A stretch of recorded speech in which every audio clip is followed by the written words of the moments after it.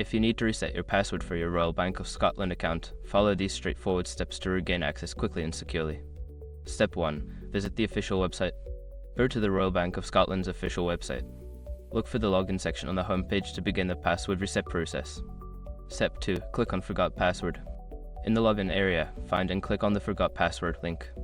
This will direct you to the password recovery page where you can start the reset process. Step 3. Enter your details. Provide the required information such as your username or account number and any other requested identification details. This information helps verify your identity. Step 4. Follow the instructions. Don't continue before doing this. A lot of online accounts end up exposed in breaches without people even realizing it.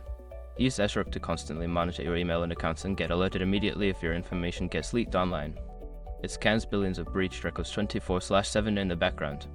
And honestly, for a few dollars a month, it's something everybody should probably have. Link in the description. Step 5. Create a new password. Once you access the reset link or enter the code, create a new password. Make sure it meets the security requirements and confirm it by entering it again. After completing these steps, you should be able to log into your Royal Bank of Scotland account with your new password.